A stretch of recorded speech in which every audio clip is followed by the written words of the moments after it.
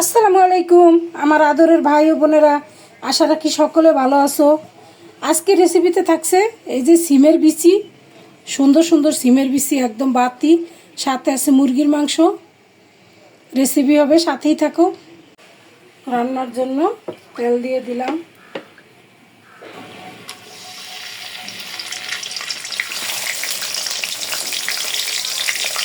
পেঁয়াজ কুচা, গরম মশলা একসাথে ভাজলে একটা সুন্দর স্মেল আসবে।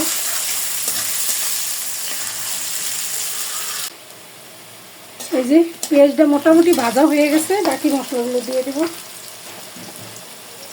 আদা এবং রসুন একসাথে পেস্ট করা,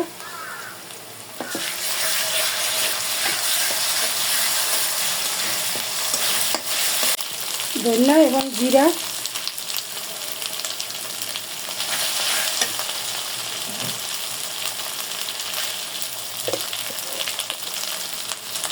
হলুদের গুঁড়া ও লবণ,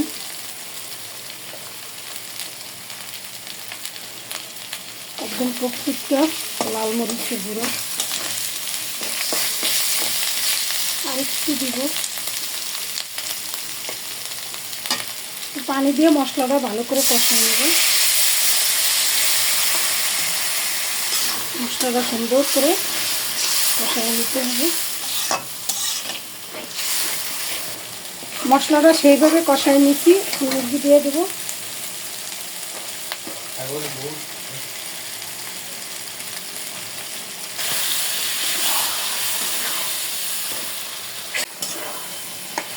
ভালো করে মশলার সাথে মিশিয়ে দিতে হইব।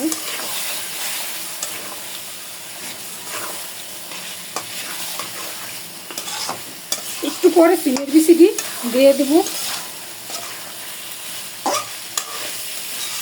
সিমের বিচিও কষাইতে হবে। 5 মিনিটের মতো নাড়াচাড়া করে নিলাম এবং সিমের বিচি দিয়ে পরে কষাবো।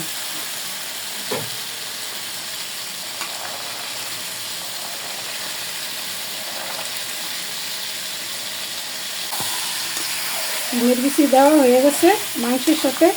এখন আমি ধৈর্য ধরে সিমের বিচিটা প্রায় 10 মিনিটের মতো কষাই নেব। হালকা আছে, পরে ঝোলের পানি দেব। আর ঝোল দেব না, পানি টেনে আর দেবো না, এইভাবেই কষাই নেব। দিয়ে দিলাম, আস্তে আস্তে আইসা আইসা লাড়াচাড়া করে দিতে হবে। সুন্দর করে কষাই নিচ্ছি, আমি ঝোলের পানি দিয়ে দেবো। অবশ্যই গরম পানি ইউজ করতে হবে।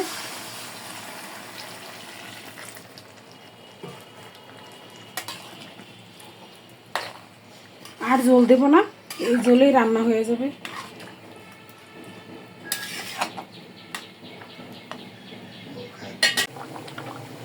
এই যে মাশাআল্লাহ, সিমের বিচি দিয়া মুরগির গোশত দিয়ে রান্না করলাম।